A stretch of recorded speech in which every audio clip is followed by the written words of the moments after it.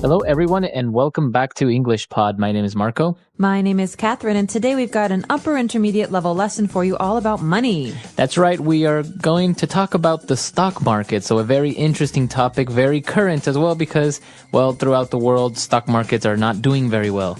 That's right. And you may have seen on the television a lot of information about this. So today we're going to hopefully explain some of the things and phrases and words that you've been hearing. But first, we've got a couple of important indicators, a couple of acronyms, actually, that you're going to hear about. So let's look at those in today's vocabulary preview. Vocabulary preview. All right, so the first word that we have on vocabulary preview is the NASDAQ. NASDAQ. NASDAQ. So this is basically the American stock market. Right. It's an acronym. Now, it's a really, really long acronym, so we're not going to get into it, but it is basically the American stock market where all these companies are trading stock. Publicly traded companies. Right. So publicly traded companies, you're basically trading their stocks through NASDAQ. Right. And now the next one that we have is an indicator which tells us how well some companies or some stock are doing, and that's the Dow Jones indicator.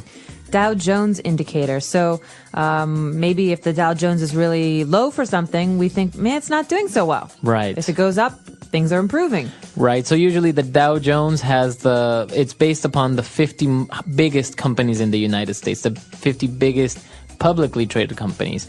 Now, you can divide it into like industrial companies or pharmaceutical companies, etc., but in general, that's the indicator and how it works. Great. So let's take a listen to today's dialogue and find out how these words are used in context. And we'll be back in a moment to talk about what's going on.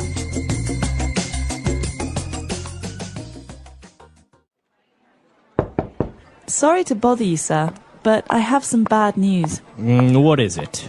Well, the stock market just took a huge plunge, and we've lost a lot of money. What do you mean? What happened?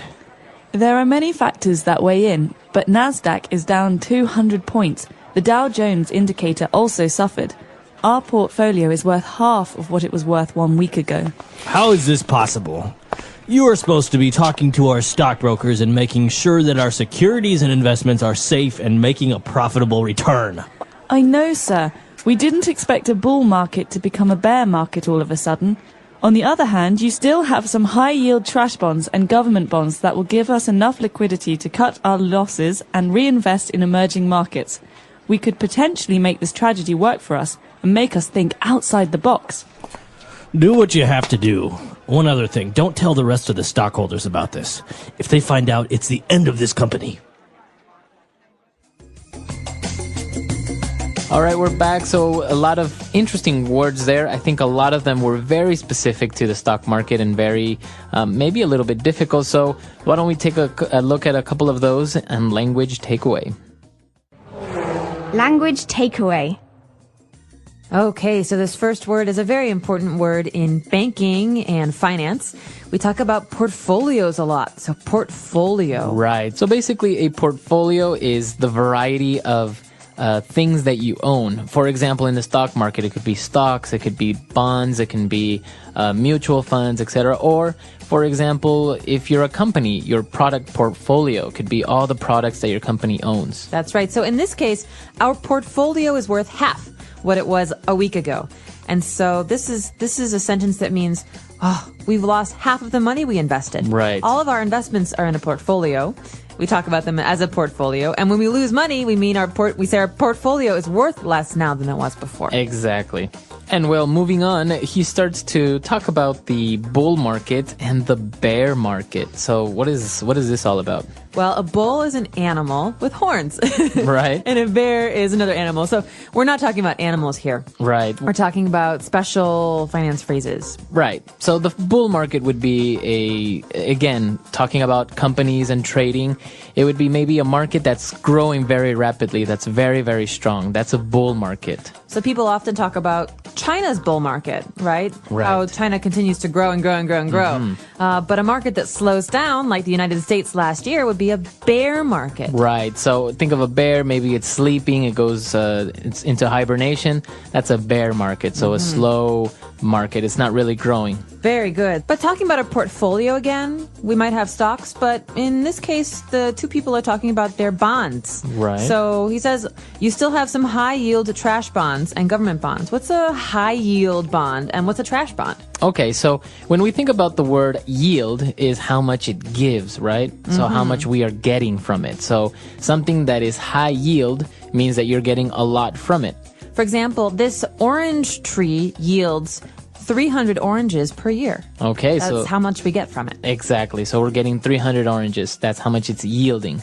And so so basically that's what yield means. So when we talk about trash bonds, this on the other hand, it's a word that's maybe a little bit tricky, but a bond is a promise that you get from the seller that he's going to pay you back the money that you give him with interest. Right? But a trash bond is a very risky bond. It means that the seller might not pay you back because, he's still trying to get all the money. All right, but a high-yield trash bond means that you might make a lot of money from this bond unless, of course, it's not very dependable. Exactly. So, It's risky. of course, since it's riskier, it has more yield. Great. So high-yield trash bond. And then what about this? They will give us liquidity to cut our losses. Liquidity. We hear all about liquidity in finance. Exactly. Maybe in your company, the accountant will talk about this. And that's basically just to have money, cash in hand. So you have money to pay things or to buy things, right? Not Okay, with so it's available. available, yeah. Not with credit. The opposite of credit. Okay, liquidity. And finally, instead, what are we going to do? Let's think outside the box. We could reinvest in emerging markets. And this is a very hot topic lately, talking about emerging markets. So to emerge means to come up, right? To rise. Yeah, to come out. So it's almost like new or growing markets. So in this case, an emerging market would be, for example, the Southeast Asian market, which is growing quickly, or even you could say West African market. We're talking about places in the world that aren't established. They're not old and dependable. They're new and exciting. Right. So they're coming up. So that's an emerging market.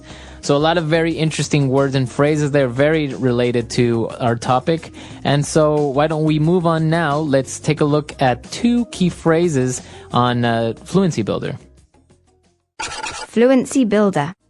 This first phrase is something we've heard a lot about in the last year or two with things not going so well in the world of finance. The first one, here we go, to cut our losses. Okay, so let's cut our losses. So when you talk about cutting your losses, that means to try and stop losing money somehow. Maybe sell early. That's right. So in this case, we're losing money. Let's stop now. Let's stop Right. everything. Cut our losses. That means cut them away, forget about them, throw them away, and start again. Okay, so we could say, my business is failing. I'm going to cut my losses, sell the business, and start again. Right. That's exactly it. So to cut your losses means to stop doing something, maybe sell it, and stop losing money. Basically, you accept the fact that you lost it, you can't get it back, and you start again. So when they were talking about investing in emerging markets, he said, well, maybe we could do this, and that would force us to think outside the box. Okay, this is a great phrase, and you might hear this in meetings a lot or from your manager. What's going on here is these two people are talking about how they lost a lot of money. The economy is bad, and they've been doing things in a normal way for a long time. It's not working. Let's think outside the box. That means let's be creative. Let's try and discover new ways of doing things that will yield positive results. That's right. This is a very, very common phrase, very widely used in business or when you're talking about ideas is people tell you to think outside the box, to maybe break some of the rules, right? Right. Don't just think the way that you always do. Don't do the same thing over and over. Do something new, be creative, come up with something great. So that's thinking outside the box. Right. Very good. So a lot of great phrases there. I think we've learned quite a bit. Why don't we listen to the dialogue one last time, and we'll be back to talk a little bit more about this very interesting topic.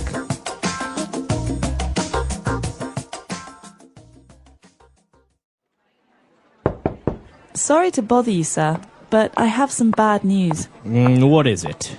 Well, the stock market just took a huge plunge, and we've lost a lot of money. What do you mean? What happened? There are many factors that weigh in, but Nasdaq is down 200 points, The Dow Jones indicator also suffered. Our portfolio is worth half of what it was worth 1 week ago. How is this possible? You are supposed to be talking to our stockbrokers and making sure that our securities and investments are safe and making a profitable return. I know, sir. We didn't expect a bull market to become a bear market all of a sudden. On the other hand, you still have some high-yield trash bonds and government bonds that will give us enough liquidity to cut our losses and reinvest in emerging markets. We could potentially make this tragedy work for us and make us think outside the box. Do what you have to do. One other thing, don't tell the rest of the stockholders about this. If they find out, it's the end of this company.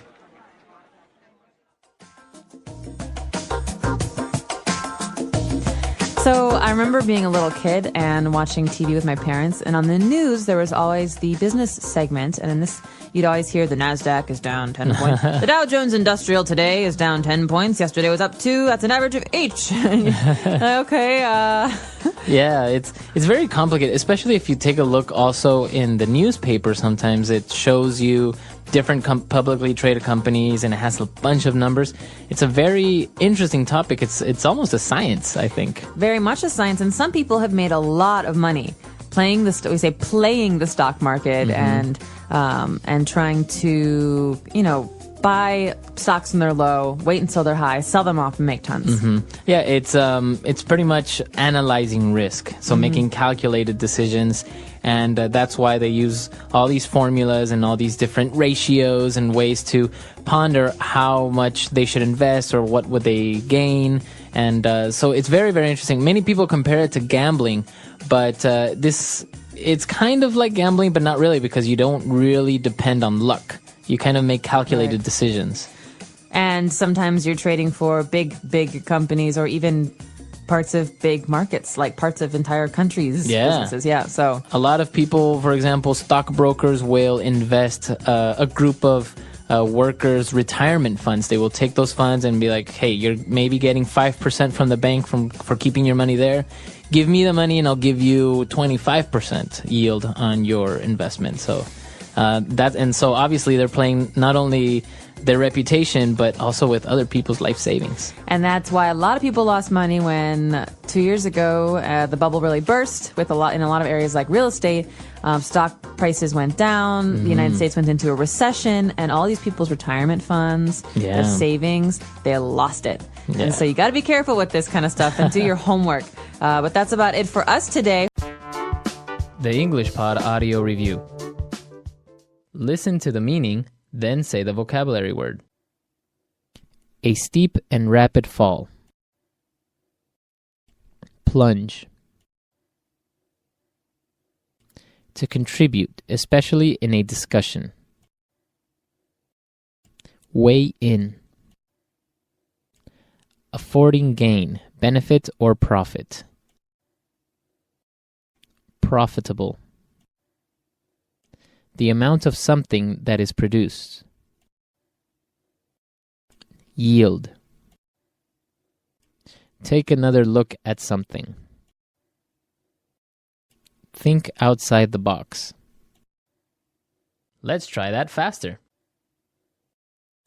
To contribute, especially in a discussion. Weigh in. Affording gain, benefit or profit. Profitable. Take another look at something. Think outside the box. The amount of something that is produced. Yield. A steep and rapid fall. Plunge. Now say the word and hear it in a sentence. Plunge.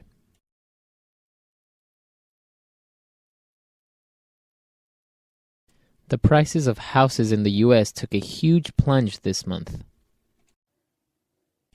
Plunge.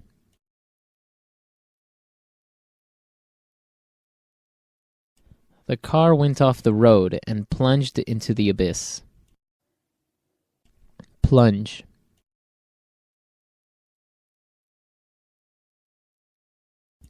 The value of our stock has taken a major plunge. Weigh in.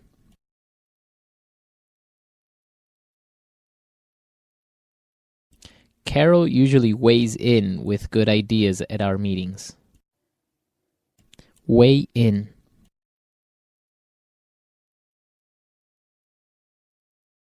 Many factors weighed into our decision to fire you.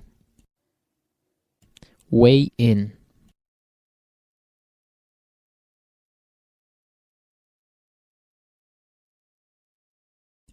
If you weigh in all the pros and cons of buying a new TV, you would see that we don't really need it. Profitable. Their business is very profitable. Profitable.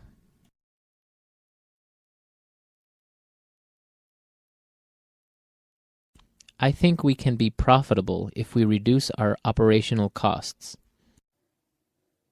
Profitable.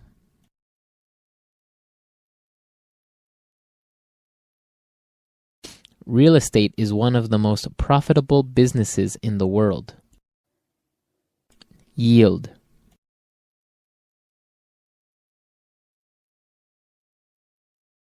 The stock you currently own yields about 10% per annum. Yield.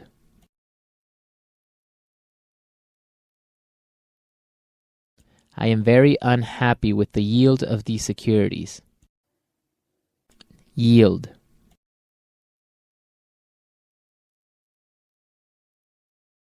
The yield on your securities could be greatly affected with inflation. Think outside the box.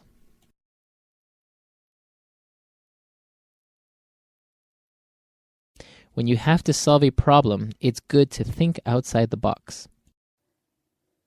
Think outside the box.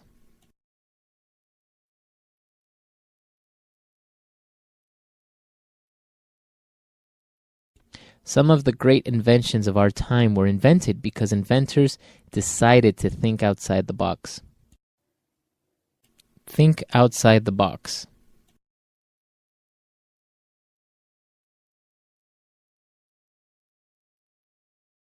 Thinking outside the box can offer a different and novel perspective on things and life.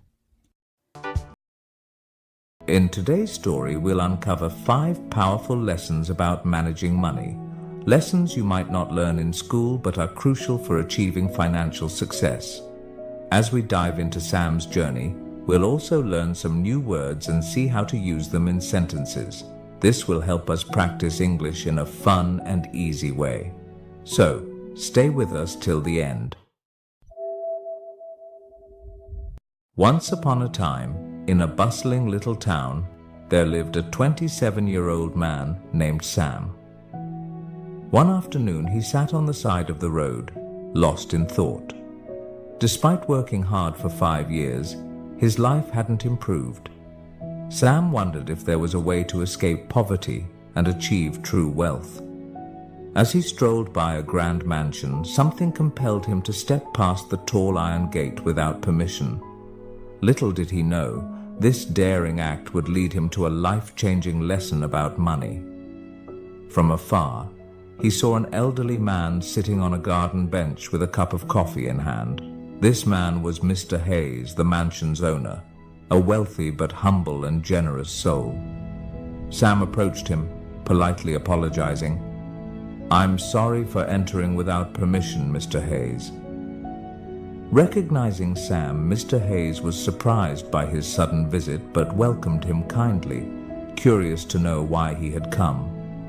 Sam took a seat beside Mr. Hayes and began, "Sir, I've worked for 5 years, earning a decent wage, yet my life hasn't changed. I don't splurge, but I just can't seem to get ahead. Do you have any advice on how someone like me could become wealthy?" With a warm smile, Mr. Hayes replied, "Anyone can achieve wealth, Sam, including you." He continued, "I'll share 5 principles about money that you won't learn in school. Follow these carefully, and I assure you, you'll find yourself on the path to financial success." Eagerly, Sam listened as Mr. Hayes began.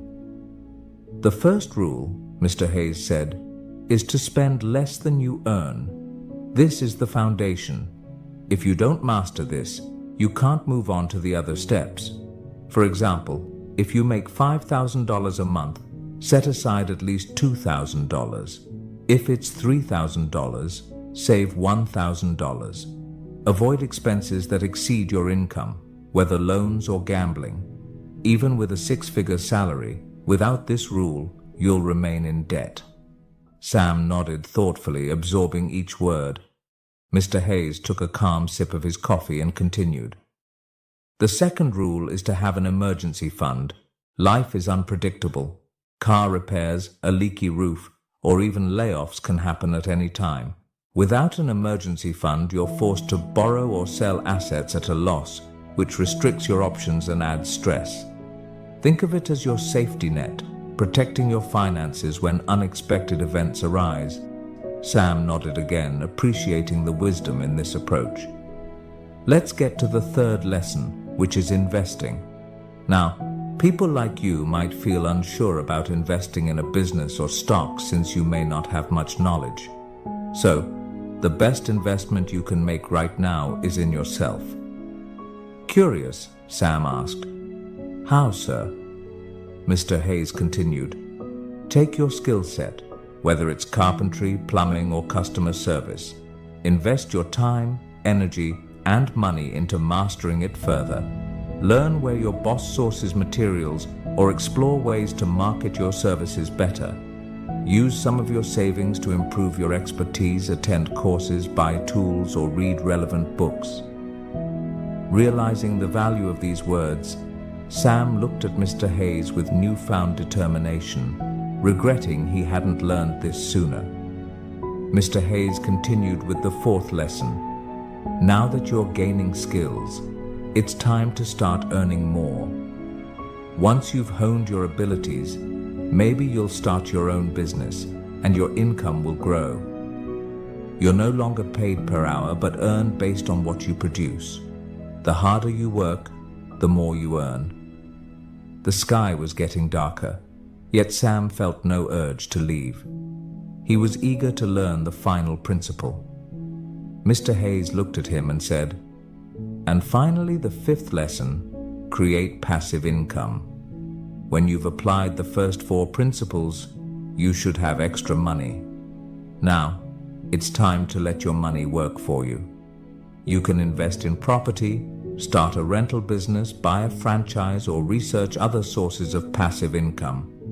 Think carefully and choose wisely. How about it, Sam? Are you ready to take on these lessons? Mr. Hayes asked, ending the conversation with a gentle smile. Brimming with excitement, Sam replied, I used to just go to work, save a little, and hope for wealth to come my way. But I now understand that there's a real strategy, and I'm thankful, sir, for the invaluable guidance. Today we learned new words and sentences through this story about wealth and financial wisdom. Remember, learning English can be fun when you practice regularly. So, keep listening, learning, and growing. Make sure to like, comment, and share how this story helped you improve your English. Thank you for watching, and I'll see you in the next story, where we'll continue learning together. The English Pod Audio Review. Listen to the meaning, then say the vocabulary word. Something is usual or expected. Norm. The money that a country uses. Currency. The sum of money required to reinstate. Margin deposit. Taking effect rapidly. Drastically. Very quickly, just a second. Split second. An offer to pay a particular amount of money. Bid. Let's try that faster. The sum of money required to reinstate. Margin deposit. Something is usual or expected. Norm. Very quickly, just a second. Split second. An offer to pay a particular amount of money. Bid. Taking effect rapidly. Drastically. The money that a country uses. Currency. Now say the word and hear it in a sentence. Norm. What's the norm in this company concerning protocol? Norm. This is the norm, so you'd better get used to it. Norm.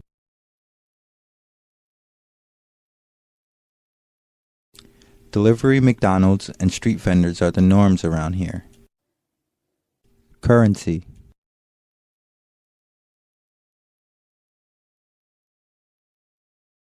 Before I went to France, I had to change some of my Canadian currency into euros. Currency. What's the currency in this country? Currency.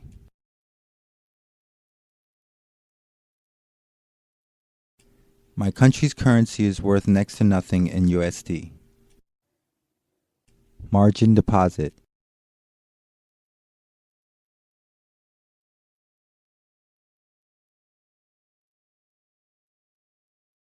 He decided to start with a margin deposit of GBP 100.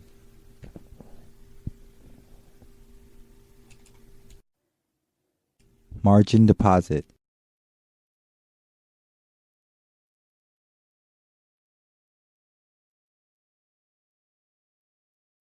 I can't believe that I can trade with USD 1 million deposit when I've only put in a margin deposit of USD 10,000.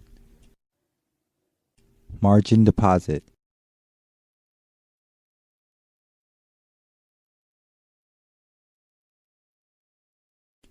One has to be careful with trading using a margin deposit because the risk of losing more money than one has are high. Split second.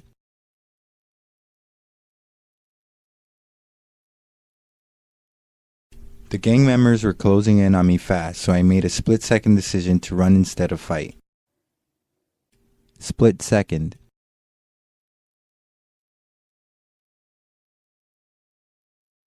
My heart pounded as I made a split-second decision and took hold of her hand. Split second.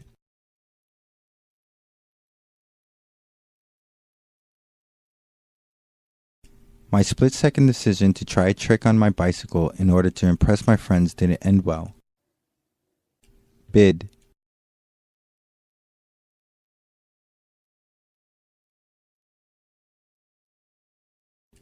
The current bid ask for EUR USD is 1.3998-79. Bid.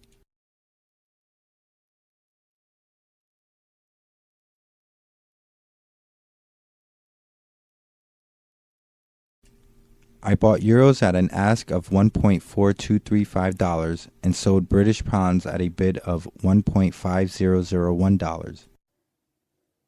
Bid.